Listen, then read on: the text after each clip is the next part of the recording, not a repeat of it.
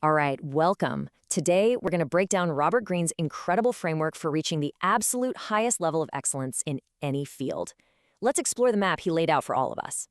So, let's start with the big question, right? Is mastery something you're just born with? A gift for a select few geniuses? Or is there a path that anyone can follow? Greene's whole argument is that it's the second one, and we're about to walk through that very map. But first, what are we even talking about when we say mastery? Well, according to Greene, it's the absolute pinnacle of creative excellence. Think about someone like William Shakespeare. He didn't just learn the rules of writing, he completely rewrote them. He literally shaped the language we speak today. That's the level of mastery we're aiming for. Now, this is where it gets really interesting. Greene says mastery isn't just one thing. It has two sides. On one hand, you have your technical skills. You have to be brilliant at your craft. But just as important is the other side, social know-how. You've got to understand people, navigate relationships, and find support. Because let's be honest, skill by itself is just not enough. Okay, so where does a journey like this even begin? It all starts by looking inward, by discovering what Robert Greene calls your life's task. This is that deep inner calling that, as he points out, has guided every single master throughout history. So how do you find it?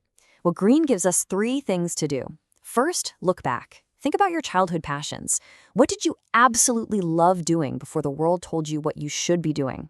Then, look inward and find a way to connect that passion to your work. And finally, you have to look forward and just accept that this path is not going to be a straight line. It's going to be messy, but you gotta trust the process. And I know what you might be thinking. Okay, but what if I'm not 4 years old like Mozart was? Did I miss my chance? Greene gets it. He admits that an early start is a huge advantage, but he argues that it is never impossible. The path might be a little steeper if you start later in life, but the journey is always, always open to you. So, once you've found your direction, the path itself unfolds in 3 very distinct stages. Stage 1 is all about foundational training. And look, this is not about sitting in a classroom. This is a deep, hands-on, self-directed apprenticeship where you totally immerse yourself in the real world of your chosen field. Yeah, this is the apprenticeship phase. Your whole job is to just soak up everything, the official rules, the unwritten rules, all while you're constantly practicing and testing your skills on real projects. That's how you get honest feedback, and that's how you grow. But here's the thing, and it's so important. This almost never happens in isolation. Greene really urges us to, quote, dispel the myth of the lone genius, because real growth always happens with and around other people.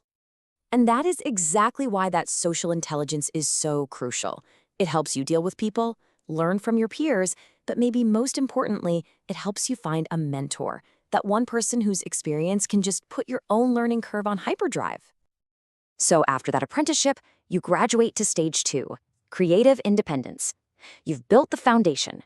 Now it's time to stop copying and start creating. This is where you really begin to develop and express your own unique voice. To really thrive in this stage, Greene says you need what he calls the creative mind. And it's this amazing combination, right? You have the wide-eyed curiosity and wonder of a child, but it's fused with the experience and the discipline of an adult. That's the magic formula that lets you see new connections and actually do something about them. And that brings us to the final stage, mastery itself. This is where all that deep knowledge and all those skills, they just fuse together. It creates the state where your logical, rational brain and your high-level intuition are working in perfect sync. A true master can switch between these 2 modes of thinking effortlessly. You use rational thought to plan things out, to validate ideas, but it's that high-level intuition, that gut feeling, that leads to the real creative breakthroughs.